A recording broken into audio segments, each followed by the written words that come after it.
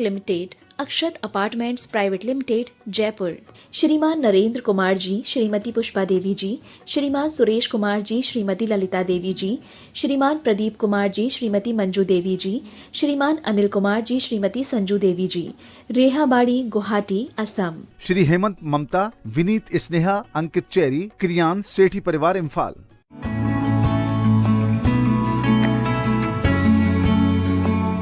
जय जिनेन्द्र णमीऊण वड्डमाणं परमपाणं जिणं तिशोद्धेन वोच्छामि रयणसारं सायारणयार्धमीणं।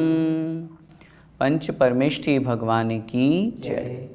द्वादशांग जिनवाणी माता की जय। आचार्य भगवंत श्री कुंद कुंद स्वामी महाराज की जय। आचार्य भगवंत श्री विद्यासागर जी महामुनिराज की जय। परम पूज्य गुरुदेव निर्यापक श्रमण मुनिपुंगव श्री सुधा सागर जी महाराज की जय। अढ़ाई द्वीपस्थ समस्त महामुनिराजों की जय। इस आत्मा के लिए संसार में सबसे प्रधान गुण ग्रहण करने योग्य अगर कोई है तो वो है सम्यक दर्शन।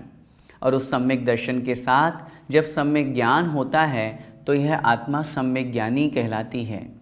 आचार्य कुंद कुंद महाराज रेणसार ग्रंथ में हमें कह रहे हैं, उस सम्यक ज्ञानी होने के साथ साथ हमें शास्त्रों का अभ्यास बहुत आवश्यक है।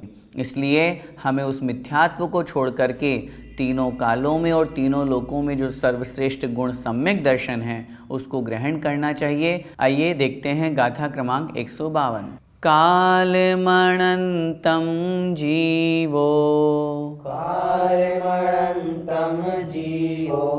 मेच्छत् सरूवेण पंच संसारे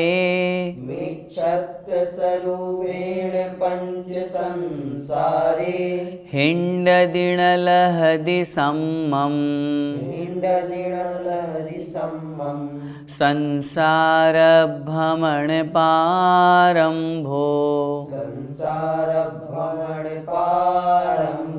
बोलिए, कालमणन्तं जीवो मिच्छत् सरूवेण पंच संसारे हिंडदिणलहदि सम्मम् संसार भ्रमण पारंभो। इस जीव के संसार परिभ्रमण का मुख्य कारण है मिथ्यात्व। आइए शब्दार्थ देखते हैं। जीवो मिच्छत् सरूवेण, जीवो अर्थात यह जीव, मिच्छत् सरूवेण मिथ्यात्व स्वरूप होने से, मिथ्यात्व रूप होने से, मिथ्यात्व से सहित होने से क्या कर रहा है? अनंतम कालम, अनंत काल से पंच संसारे हिंडदी, पांच प्रकार के संसार रूप पंच परावर्तन में हिंडदी अर्थात भटक रहा है, भ्रमण कर रहा है, घूम रहा है। आचार्य महाराज कह रहे हैं यह जीव जो पंच परावर्तन करता है, इस पंच परावर्तन से अनादिकाल से अनंत काल तक यह आत्मा संसार में जो भटक रही है उसका कारण क्या है? उसका कारण है मिच्छत् सरूवेण, मिथ्यात्व स्वरूपी होने से, अपना श्रद्धांश सही नहीं होने के कारण से भटक रहा है। किंतु भटकने के साथ साथ सम्मम न लहदी, इस जीव ने सम्यक्त्व को प्राप्त नहीं किया। सम्मम अर्थात सम्यक्त्व, सम्यक दर्शन, न लहदी प्राप्त नहीं हुआ। और सम्यक्त्व प्राप्त नहीं होने के कारण से संसार भ्रमण पारंभो, संसार परिभ्रमण ज्यों का त्यों बना हुआ है, वो रुक नहीं रहा, वो नष्ट नहीं हो रहा। अगर एक बार भी सम्यक दर्शन प्राप्त कर लेता यह जीव तो ये मान के चलिए अनंत संसार जो भटक रहा है, अनंत संसार जो ये संसार में हैं, वो कट करके मात्र अर्ध बुद्गल परावर्तन काल शेष रह जाता। लेकिन सम्यक तो प्राप्त नहीं कर पाने के कारण से, मिथ्यात्व स्वरूपी होने के कारण से यह अनंत काल से, अनादिकाल से संसार में परिभ्रमण कर रहा है। यहाँ अनंत काल से कहने का तात्पर्य वही है, अनादि काल से लेकर के अब तक भी तो अनंत काल हो गया, और आगे भी जब तक सम्यक तो प्राप्त नहीं होगा तो यह आत्मा अनंत काल तक संसार में ही परिभ्रमण करती रहेगी। कारण एक ही है, मिथ्यात्व। और हम पहले बहुत बार पढ़ के आ चुके हैं, उस मिथ्यात्व को हमें छोड़ना है। जब तक मिथ्यात्व नहीं छूटेगा, जब तक सम्यक्त्व ग्रहण नहीं होगा, तब तक आत्मा का कल्याण होने वाला नहीं है। इसीलिए आचार्य महाराज इस गाथा में बार बार कह रहे हैं, समझा रहे हैं कि देखो मिथ्यात्व ही है हमारा सबसे बड़ा रिपु, सबसे बड़ा शत्रु। उसको छोड़ो, तब जाकर के सम्यक्त्व की प्राप्ति होगी। भैया जी, 5 प्रकार का संसार कौन सा होता है? सर्वार्थ सिद्धि ग्रंथ में और अन्य ग्रंथों में आचार्यों ने संसार 5 प्रकार का बताया, जिसे हम पंच परावर्तन रूप में जानते हैं। द्रव्य, क्षेत्र, काल, भाव और भव, ये 5 प्रकार के परावर्तन होते हैं। इन्हीं पंच परावर्तन को पंच संसार रूप कहा जाता है। इनका जब हम व्याख्यान पढ़ते हैं, इनके बारे में जब हम पढ़ते हैं, तो हमें समझ में आता है कि कैसे हम संसार में भटक रहे हैं। एक एक परावर्तन को जब समझिए आप, सर्वार्थ सिद्धि ग्रंथ में देखिए कैसे डिटेल से उसमें व्याख्या की है। एक उदाहरण के माध्यम से समझें। द्रव्य परावर्तन, द्रव्य परावर्तन में 2 भेद किए, कर्म द्रव्य परावर्तन और नो कर्म द्रव्य परावर्तन। जैसे उदाहरण समझें, आज हमने जो रोटी खाई, जो गेहूं से बनी हुई रोटी या चपाती हमने ग्रहण की, वो हमारे शरीर में गई। शरीर में जाने के बाद में वो हमारे सप्त धातु रूप में परिणत हुई, मलमूत्र आदि के रूप में निकली, और फिर वो वेस्टेज हो गया, इधर उधर हो गई।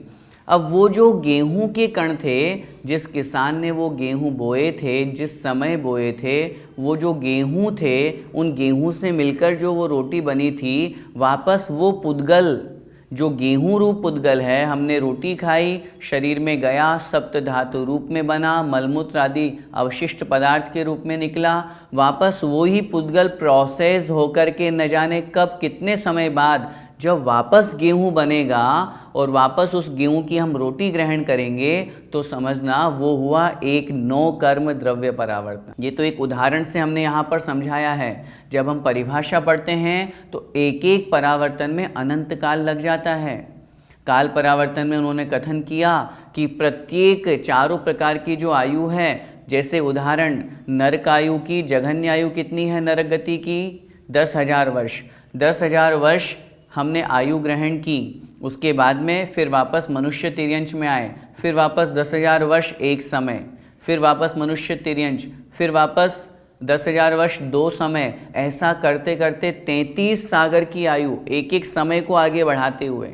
ऐसे देव पर्याय की 33 सागर की आयु, ऐसे ही मनुष्य पर्याय, चूँकि देव पर्याय में 33 सागर घटित नहीं होगा, वहाँ 31 सागर तक लगाना है, 9 ग्रेवियक तक, क्योंकि फिर बाद में 5 अनुत्तर और 9 अनुदिश जो है वो 2 भवावतारी और सर्वार्थ सिद्धि 1 भवावतारी की अपेक्षा से कथन किया है, तो वो उस अपेक्षा से वहाँ लगाना है। ऐसे ही क्षेत्र परावर्तन में पूरे तीनों लोकों का ऐसा एक भी प्रदेश नहीं जहाँ हमने जन्म न लिया हो। तो इस तरह से अनादि काल से हम संसार में भटक रहे हैं, तो कर क्या रहे हैं? ऐसा कौन सा स्थान है जहाँ पे हम नहीं गए? ऐसी कौन सी जगह है जहाँ हमने जन्म नहीं लिया? तो ये जो जन्म मरण का जो दुख है, संसार परिभ्रमण जो चल रहा है, उसका मूल कारण है मिथ्यात्व। उसी मिथ्यात्व के कारण से ये पंच परावर्तन होते हैं। अब अगली गाथा में आचार्य महाराज बहुत स्पष्ट और सरल भाषा में कह रहे हैं, सम्यक दर्शन है तो जीव सुखी है और सम्यक दर्शन नहीं तो जीव दुखी है। आइए देखते हैं। सम्मदंसन शुद्धम जावदुलभ देहि ताव सुहि सम्मदंसन शुद्धम जावण लभ देहि ताव दुहि। बोलिए, सम्मदंसन शुद्धम जावदुलभ देहि ताव सुहि सम्मदंसन शुद्धम जावण लभ देहि ताव दुहि। आइए शब्दार्थ देखते हैं। जावद शुद्ध सम्मत दंसण। जाव मतलब जब, दु मतलब और। जब यह आत्मा, जब यह जीव, जब शुद्ध सम्मत दंसण लह दे, शुद्ध सम्यक दर्शन को लह दे मतलब प्राप्त कर लेता है। जब यह आत्मा उस सम्यक दर्शन से सुशोभित हो जाता है, सम्यक्त को प्राप्त कर लेता है, ताव मतलब तभी, सुही अर्थात सुखी होता है। सुख का जो मूल कारण है वो है सम्यक दर्शन। उसे ऐसा रत्न मिल गया है जो उसका अनंत संसार नष्ट कर दिया है, थोड़ा सा ही संसार शेष रह गया है। उसी सम्यक्त के प्रभाव से उसका ज्ञान और चारित्र सम्यक पने को प्राप्त होगा। ऐसे उस महान सम्यक दर्शन के कारण से वह आत्मा, वह जीव सुखी होता है। फिर आगे कह रहे हैं जाव शुद्ध सम्मत दंसण, और जब तक यह शुद्ध सम्यक दर्शन न लह दे, प्राप्त नहीं होता है, जब यह आत्मा उस सम्यक दर्शन को प्राप्त नहीं करता है, ताव ही दुखी, तब तक ही यह जीव निश्चय से दुखी ही रहता है, दुखी ही होता है। हमारे सुखी और दुखी होने का मंत्र बताया आचार्य महाराज ने इस गाथा में। कितनी सुंदर और कितनी सरल गाथा आचार्य महाराज कह रहे हैं। सुखी होना है तो सम्यक्त्व को स्वीकार करो, और दुखी ही रहना है, दुख रूप संसार में भटकना है तो मत करो सम्यक्त्व को स्वीकार, फंसे रहो मिथ्यात्व में। कौन कह रहा है? हमें तो आचार्य महाराज इतनी अच्छी तरह से समझा रहे हैं, इतनी करुणा और दया करके हमें समझा रहे हैं, इससे ज़्यादा और क्या कहें। प्रत्येक आत्मा सुख प्राप्त करना चाहती है, तो फिर जब सुख प्राप्त करना चाहती है तो सुख का जो उपाय है सम्यक दर्शन, उसे स्वीकार करें ना हम।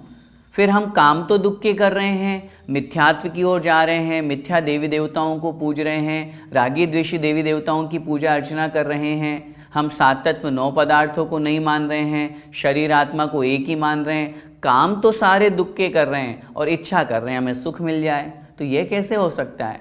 सुख प्राप्त करने का एक ही उपाय है, सम्यक्त्व को प्राप्त करना। भैया जी, सम्यक दर्शन से क्या सुख मिलता है? आप पूछ रहे हैं सम्यक दर्शन से क्या सुख मिलता है।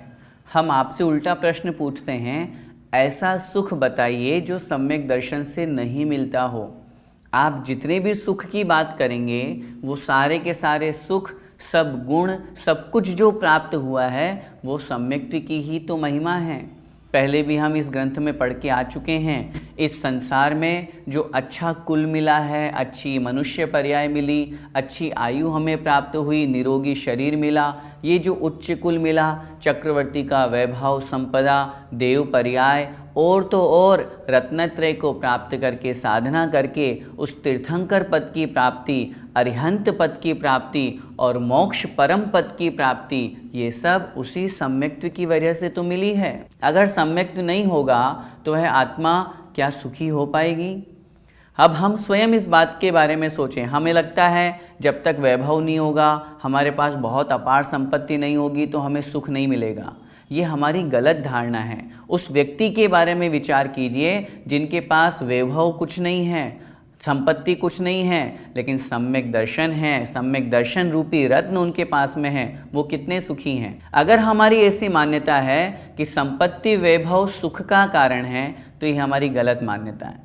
इसका मतलब फिर तो इस संसार में आचार्य श्री सबसे ज़्यादा दुखी हैं, उनके पास तो एक कौड़ी भी नहीं है। और फिर जिनके पास बहुत धन संपत्ति है वो हमेशा सुखी रहना चाहिए, फिर वो क्यों रोते बिलखते हुए दिखाई देते हैं? फिर वो क्यों और पैसों के पीछे भागते हुए दिखाई दे रहे हैं? वो उन्हें क्या संसार में दुख नहीं है? इसका मतलब ये है जिनके पास सम्यक दर्शन रूपी रत्न है, ऐसा अनमोल रत्न है जिसकी कोई मोल नहीं है, जिसका कोई मूल्य आंका नहीं जा सकता, उस सम्यक्त्व के प्रभाव से उस आत्मा की परिणति बदल जाती है, उस आत्मा की भावना बदल जाती है।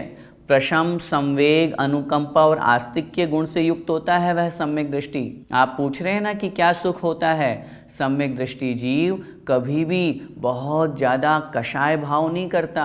घर परिवार में लड़ाई झगड़ा हो किसी कारण से, संपत्ति आदि के कारण से, वो अपने आप को दूर रखता है। लड़ाई झगड़े में फंस करके वो क्यों दुखी होना चाहेगा? क्यों? उसके अंदर गुण है प्रशम गुण। प्रशम भाव, कषाय दबी हुई है उसकी, वो अत्यधिक तीव्र कषाय नहीं करता, वो पापों में लिप्त नहीं होता, संतोषी जीवन यापन करता है। लोभ कषाय के कारण से दिन रात हिंसा करके पाप करके पैसा नहीं कमाना चाहता, वो नीति न्याय से पैसा कमाना चाहता है। धार्मिक क्रियाओं से युक्त होता है, षट आवश्यकों का पालन करता है, दान करता है, इन सब से सुख मिलता है। इन सब गुणों से युक्त होने पर सुख की प्राप्ति होती है। जब हम किसी की हेल्प करते हैं, जब हम किसी जीवों पर दया और करुणा करते हैं तो हमें कितना आनंद आता है, हमें कितना अच्छा लगता है। जब हम निरीह वृत्ति से, बिना किसी आकांक्षा के, बिना किसी अपेक्षा के कोई कार्य करते हैं तो ये सब चीज़ें जो उसे प्राप्त हुई है, ये किसकी वजह से मिली है? सम्यक्त्व की वजह से। इसीलिए सम्यक्त्व सुख का कारण कहा गया है। जो सम्यक दृष्टि है वो सुखी रहता है, जो मिथ्या दृष्टि है वह दुखी रहता है। तो आज की इस कक्षा में हमने क्या पढ़ा?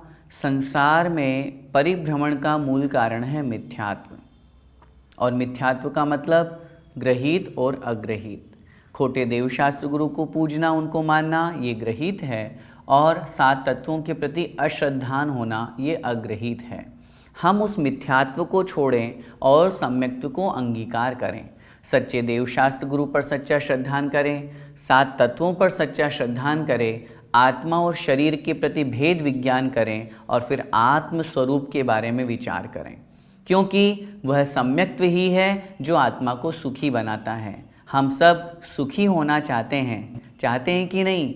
चाहते हैं। तो फिर सम्यक्त्व को अंगीकार करें। क्यों हम मिथ्या परिणति में जा रहे हैं, मिथ्यात्व भाव से युक्त हो रहे हैं? यदि हम सम्यक्त्व को अपनाएंगे तो जीवन में देखो कितना आनंद ही आनंद है। हम सब उस महान सम्यक्त्व को प्राप्त करके उस महा आनंद को, उस सुख को प्राप्त करें। इसी मंगलमय भावना के साथ बोले द्वादशांग जिनवाणी माता की जय। जय जिनेंद्र।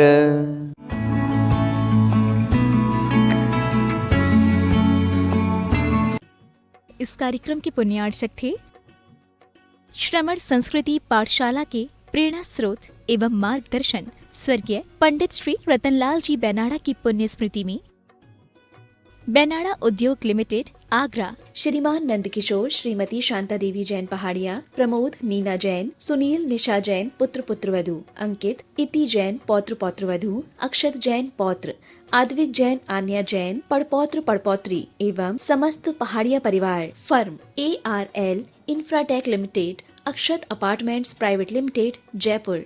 श्रीमान नरेंद्र कुमार जी, श्रीमती पुष्पा देवी जी, श्रीमान सुरेश कुमार जी, श्रीमती ललिता देवी जी, श्रीमान प्रदीप कुमार जी, श्रीमती मंजू देवी जी, श्रीमान अनिल कुमार जी, श्रीमती संजू देवी जी, रेहाबाड़ी, गुवाहाटी, असम। श्री हेमंत, ममता, विनीत, स्नेहा, अंकित चेरी, क्रियान सेठी परिवार